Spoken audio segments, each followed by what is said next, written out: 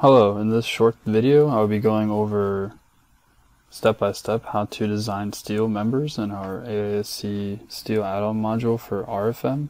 In this first part I will get into how to set up the general data, and then in the next part I will go over the results portion. So as you can see right now in our graphical area, the structure I'm going to be working with for this example is a moment frame. With an RFEM we can get the general analysis of this moment frame. But what I would like to do is design these two columns in this beam to be optimized, and to do that we can use the RF Steel AISC add-on module. To access the add-on module you can go into the project navigator on the left side here and double click it. So as you can see, the add-on module is basically just a dialog box, and in this dialog box for this video we'll just be going over this input data and what you need to do to set up everything in here before you run your results. First thing I would like to do is select the columns, because these are the first things we're going to design.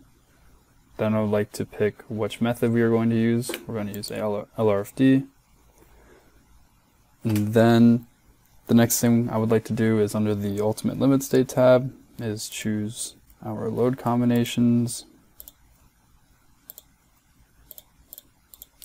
that are only for LRFD, move those over to the right, and then I would like to rename this case columns.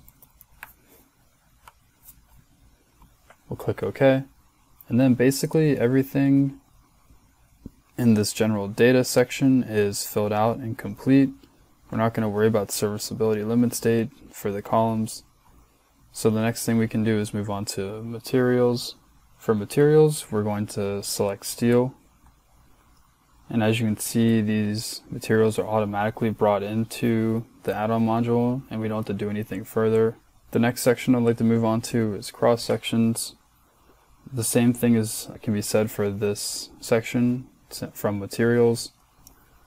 They are automatically brought in from RFEM, so we don't have to do anything here. The next information I'd like to move on to is the intermediate lateral restraints. Here we're going to define lateral restraints for the top and the bottom flanges. So if I would like to do that for either member 1 or 3, I can just check off this box and then choose the restraint type. I can choose between having lateral and torsional restraints, just the upper flange and the lower flange, or I can also do user defined. For this example, I'm just going to keep it as both the flanges. And then you can see over here I can adjust the number of lateral restraints I would like to have equally spaced. Since they're equally spaced, you can see this is giving your spacing here, which you can have them unequally spaced if you would like. You can choose which distance you would like to apply for the spacing between each of them. This next section is for effective lengths. This is for stability check. And the first thing we have is our strong axis buckling, and then our weak axis buckling, and then our torsional buckling, and then lateral torsional buckling. We'll be designing these members per the direct analysis method per chapter C. The code shows that we can set the effective length factors equal to 1.0, so we leave all of the factors as 1. Now we have to adjust the unbraced lengths, which are going to default as the full member length. Unbraced lengths are incredibly important. You want to adjust these unbraced lengths based on how your members are braced, whether that be in the strong axis or weak axis. For this video I will just assume it is the full member length that is unbraced. You can see the design parameters are just some additional variables, such as the CB factor. This is normally set to 1.0 as default, which is a little more conservative, but that is only used if you are basing your lateral torsional buckling off of chapter F.1-1. Right now our lateral torsional buckling is being determined by an eigenvalue analysis, or you can change this to according to chapter F if you would like. If you would like to do that, you can do that under the effective lengths and under lateral torsional buckling. Other design parameters are listed here, such as shear length, gross area, shear distance, gross area, net area, shear lag factor, and the effective area. So that is all for the input data for our columns. Now I would like to create a new case for our beams. I'm going to save the changes.